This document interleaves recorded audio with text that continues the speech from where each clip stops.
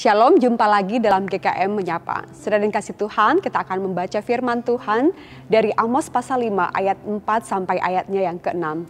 Sebab beginilah firman Tuhan kepada kaum Israel, carilah aku, maka kamu akan hidup. Janganlah kamu mencari Betel, janganlah pergi ke Gilgal, dan janganlah menyeberang ke Beersheba. Sebab Gilgal pasti masuk ke dalam pembuangan dan Betel akan lenyap.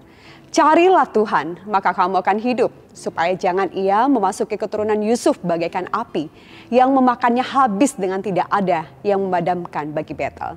Saudara, Amos memulai jabatannya sebagai nabi itu setelah Israel memperoleh kemenangan atas bangsa Aram. Kitab Amos itu mencerminkan suatu periode kesadaran nasional atau sebuah kesejahteraan. Bisa dikatakan periode bangsa yang sudah merdeka dari penjajahan Aram dan kesejahteraan Israel itu makin meningkat. Namun pertentangan sosial di kalangan rakyat dan formalisme religius itu meningkat pula. Amos yang dari Yehuda itu tampil di Israel untuk menyampaikan nubuat melawan kebaktian lahiriah yang tidak didasari sikap batin. Sebagai pengusaha dan tidak mau dipandang nabi, Amos hadir untuk menuntut hak dan keadilan. Amos menyerukan bahwa Israel itu sedang menyiapkan kehancurannya sendiri oleh karena telah melanggar hukum Tuhan. Kitab Amos ini diwarnai dengan penghukuman. Sekalipun ada penghukuman yang ditujukan kepada bangsa-bangsa lain, tetapi fokus utama nubuat penghukuman dari penglihatan lebih kepada bangsa Israel. Banyak perkataan itu diucapkan berkaitan dengan dosa dan pelanggaran Israel. Pertanyaannya, apa dosa dan pelanggaran Israel? Saudara, rupanya dengan kemerdekaan yang mereka miliki, Raja Yerobeam dan pemimpin-pemimpin yang lain mulai berekspansi dan membangun perdagangan yang menguntungkan, serta menciptakan suatu golongan pedagang yang kuat di Samaria. Sayangnya, kemakmuran yang membanjiri kalangan orang-orang di Samaria itu tidak dibagi rata kepada kalangan penduduk. Kemakmuran itu tetap dimonopoli kaum elit dan mereka menggunakan kekayaan mereka untuk meningkatkan taraf hidup mereka sendiri. Kaum kapitalis sama sekali juga mengabaikan golongan petani yang waktu itu merupakan tulang punggung daripada perekonomian Samaria.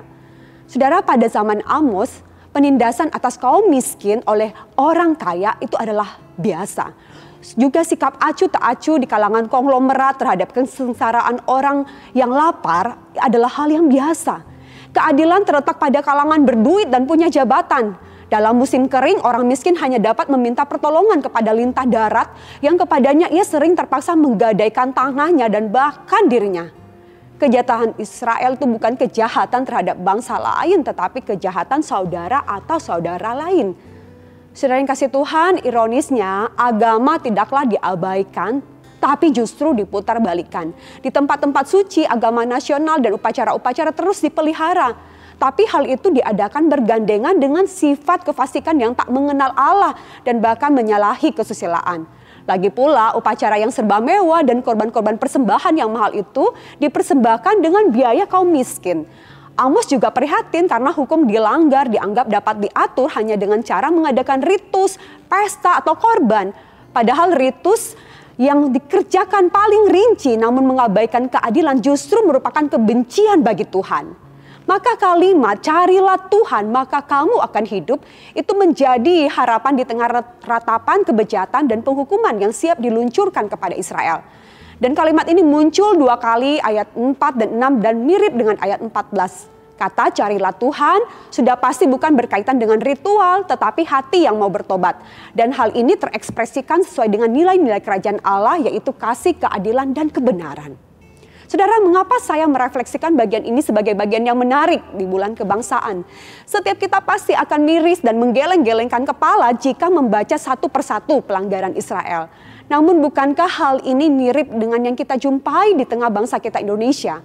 Pemerkosaan terhadap keadilan selalu diterkait dengan dosa kolektif para pemimpin bangsa, kaum elit politik dan kapitalis. Kebobrokan moral seperti ini tidak bisa disangkal terjadi juga di negeri kita. Sekalipun pemerintahan yang sekarang sudah berupaya memberantas korupsi dengan adanya tim KPK, namun korupsi tetap merajalela dalam kalangan elit politik dan rakyat miskin masih terabaikan. Tak habis-habisnya berita tentang penyelewengan kekuasaan dan kas negara kita jumpai di media. Kekuatan politik nampak sekali punya pengaruh mayor, namun itu diikuti dengan rasa tentram yang palsu. Namun selain itu hal yang paling memprihatinkan adalah seruan keagamaan yang semu. Kesalehan palsu seperti menjadi identitas negeri ini. Indonesia bukan negara agama, tetapi negara yang beragama ini identik dengan ritual-ritual ibadah yang semu. Bagaimana jika nubuat penghukuman itu disampaikan dalam konteks Indonesia sekarang? Saudara yang kasih Tuhan, pesan Amos adalah pesan yang menggelisahkan bagi kita semua. Betapa kita merindukan nilai-nilai kerajaan Allah, kasih, kebenaran, dan keadilan itu bercahaya di bumi pertiwi Indonesia. Perhatian Amos setuju pada keadilan dalam nama Tuhan dari umat Tuhan.